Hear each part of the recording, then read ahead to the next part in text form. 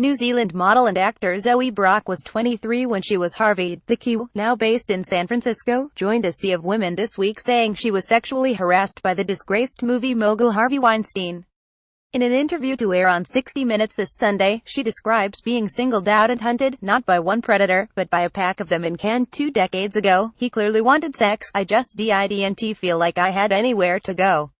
I was trapped, she tells journalist Tara Brown. I think he's absolutely getting what he deserves right now. Brock, now 43, added her voice to the revelations via an explosive blog post this week. I was only 23 when I was harvied. It was 1997. I was a street-smart kid with a tougher skin than most, and I came out of my experience with Weinstein physically unscathed, but that doesn't make the story less shocking or emotionally jarring, she wrote. She met him at the Cannes Film Festival when she was seated next to him at a dinner. She discovered they both knew the pianist Jane Campion. With a dear mutual friend in common, I felt safe with Harvey, she wrote, saying as the night progressed, Weinstein and his assistant never left my side. The night and party progressed to several locations, with Brock saying she ended up in a car with Weinstein and 2 others bound for the Hotel du Cap. We headed upstairs to Harvey's room and opened another bottle of champagne while we waited for the gang to arrive.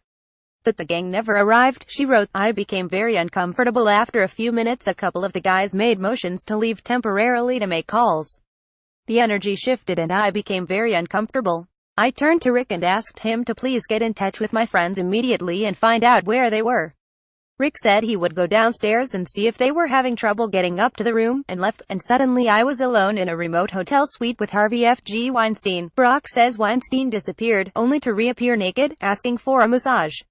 She claims when she refused, he asked if she wanted one. I told him I was uncomfortable and that I was angry that I had been tricked into this position. He pleaded with me to let him massage me and I let him put his hands on my shoulders while my mind raced, she wrote, panicking, in shock. I remember weighing up the options and wondering how much I needed to placate him to keep myself safe. She shrugged his hands off me, and ran, and locked herself in the bathroom. Harvey chased me, balls and all, and banged on the door with his fists, pleading with me to come out. She wrote, chased me around naked when she told him this was unacceptable and to put your clothes on, you naughty boy. She alleged he was contrite, and promised to cover himself and leave her alone. She said she came out of the bathroom to find him sitting on the bed in a bathroom, crying, saying she did not like him because he was fat. I'm furious at you.